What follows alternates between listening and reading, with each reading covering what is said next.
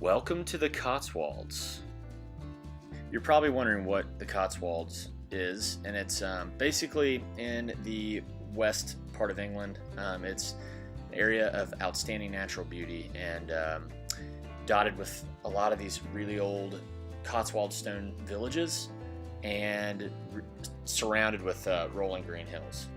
I sound like a dweeb explaining it, but something that everyone here said we had to go see, so we rented a car and headed that direction. This is the driver's seat. Car was just hit by a mopedist. Luckily, we weren't the ones hit by the moped. It was the rental car people.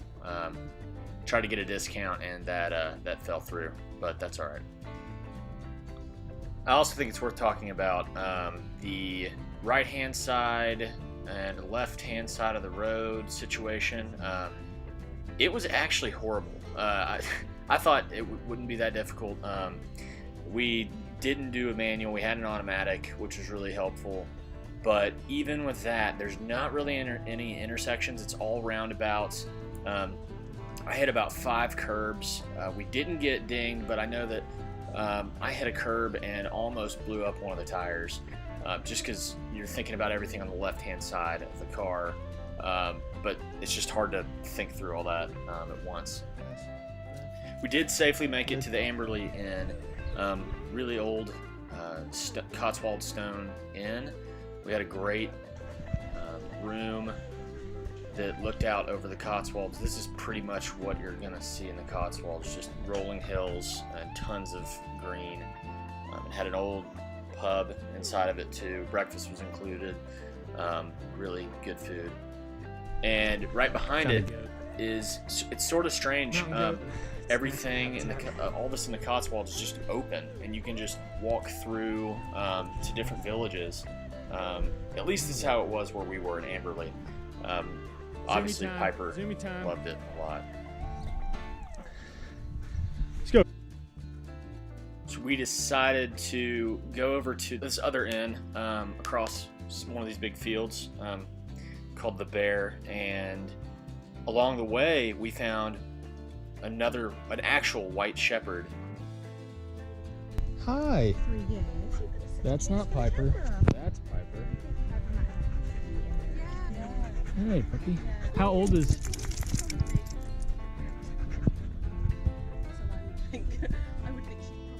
So clearly Piper's a fake, but she's still sweet, so we'll keep her.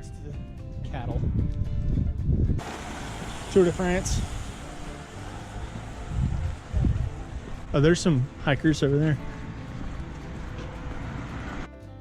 The Bear was built, most of it was built in the 1600s, so it's a super old inn with this comfy little pub that we popped into right as it started raining. They do let dogs in, so that was sort of nice as well. Okay.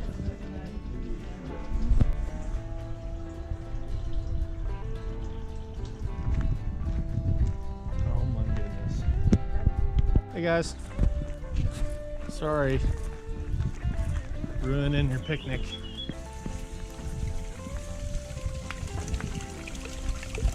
Alright, let's not get kicked by a cow.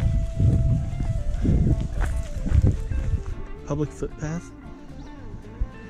Some veggie garden.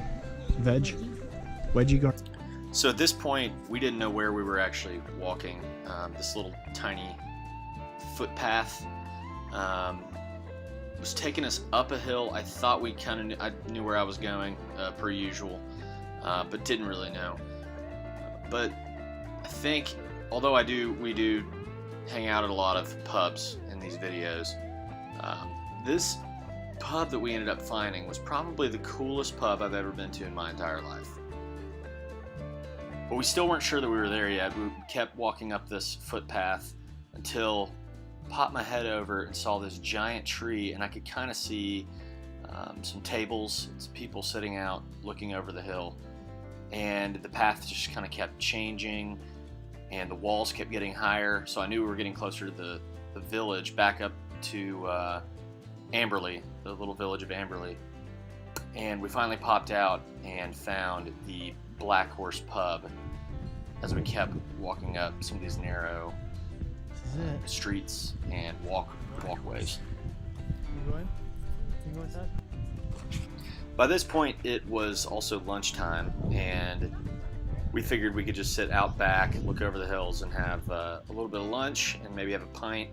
And finally, the clouds broke, and I think in total we spent 3 or 4 hours at this place because we also met some locals here who were super nice.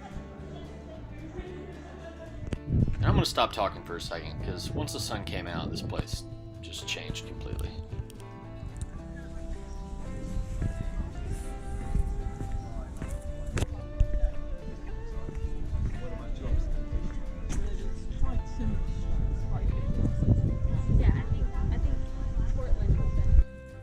We probably should have expected the walk back home to look just as beautiful, and it absolutely was.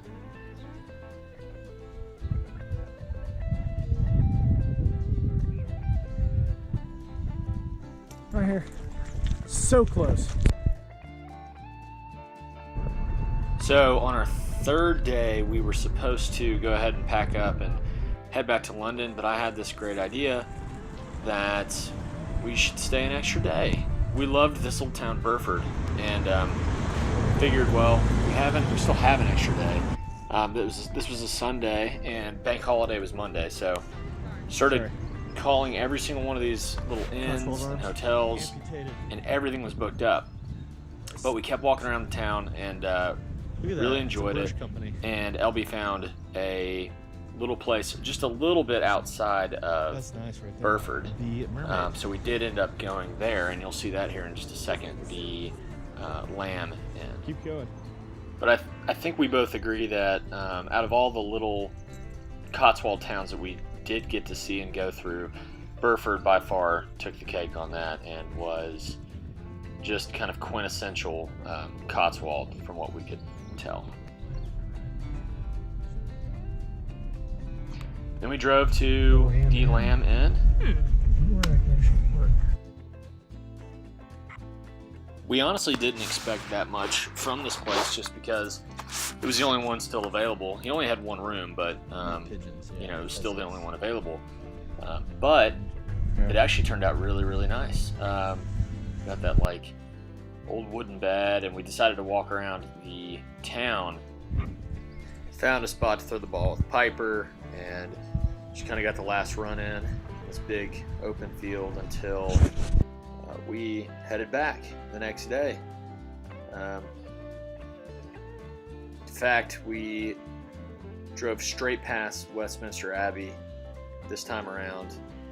I'd say overall our trip to the Cotswolds was fantastic. Oh yeah, and if you like these stupid videos, again, just subscribe. Thanks.